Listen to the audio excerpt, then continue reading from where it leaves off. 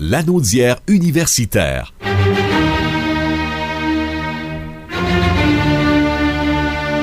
Est une présentation du Centre régional universitaire de Lanaudière. Voici Pierre-Luc Belrose. Pierre-Luc Belrose, bon mardi. Bonjour Michel, ça va? Ça va très, très bien. Écoutez, c'est l'été qui se pointe à l'horizon avec la chaleur, évidemment, et les activités de plein air qui vont commencer. Écoutez, vous allez nous parler de persévérance. Ben oui, c'est important, la persévérance là, et la réussite éducative dans cette période qui est assez singulière avec la COVID.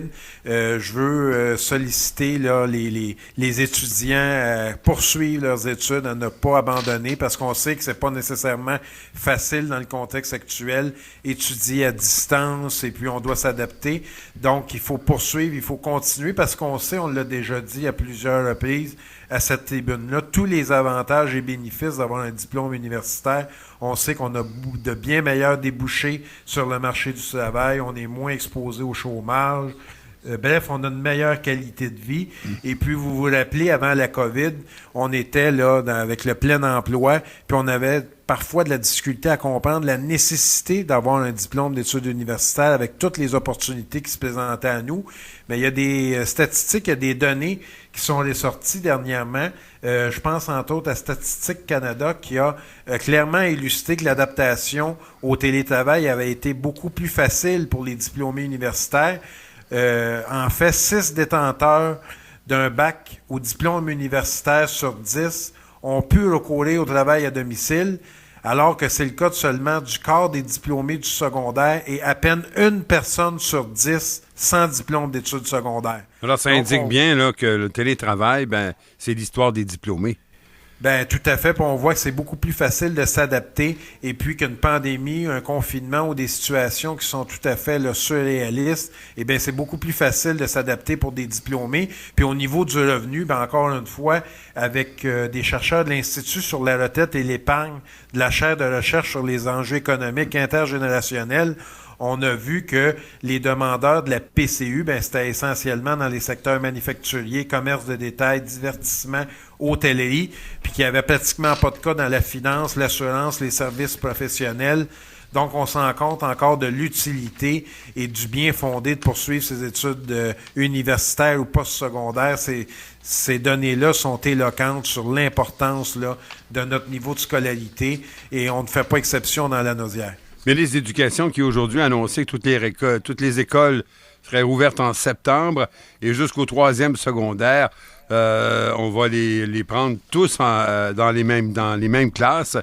Ça va modifier, il va y avoir des aménagements pour les gens au cégep et aux universités. Je ne veux pas vous mettre dans l'eau chaude et vous demander ce que vous en pensez, parce que vous venez peut-être juste de saisir le dossier.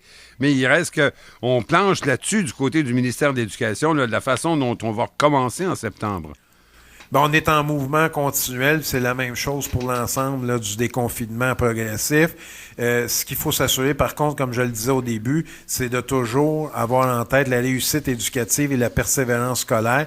C'est certain que ça peut être difficile de s'adapter quand on n'est pas habitué à faire là, des études à distance, mais l'important, c'est de déployer tous les moyens. C'est Intera dont on se parle, que ce soit au niveau des intervenants du cégep, de l'université, secondaire, primaire, et effectivement, on est tous confrontés à ces nouveaux défis. Par contre, l'important, c'est qu'à partir de l'automne, les formations soient toujours dispensées et qu'il y ait un accès aux études universitaires et postsecondaires sur le territoire lanaudois. Alors, pour le reste, ça bouge tellement d'une semaine à l'autre que c'est difficile. Puis vous savez, il y a des programmes, je pense aux sciences infirmières notamment, on peut pas non plus faire seulement ça à distance, ça peut un enseignement mixte. Oui. Donc, il va y avoir de l'adaptation, et on est encore un peu là devant l'inconnu pour l'automne. Mais moi, je suis confiant, les données sont quand même très intéressantes et très enthousiasmantes au niveau des cas. Dans la Lanaudière, on n'a pratiquement plus de cas depuis les dernières semaines. Pierre-Luc Belrose, allez-vous prendre des vacances dans la Lanaudière? Des vacances, je vais travailler dans la Lanaudière. Des vacances, pas tellement. Hein, je suis pas encore animateur de radio à temps plein, donc... Alors, pas de vacances pour vous cet été. Il faut vous reposer, mon cher. Ah, je me repose en travaillant, mon cher, en voyant les dossiers qui cheminent. Là, c'est ma plus belle récompense. On va vous souhaiter une bonne saison estivale et on se retrouve dès l'automne. Avec grand plaisir, mon cher. Lanaudière universitaire vous a été présenté par le CRUL.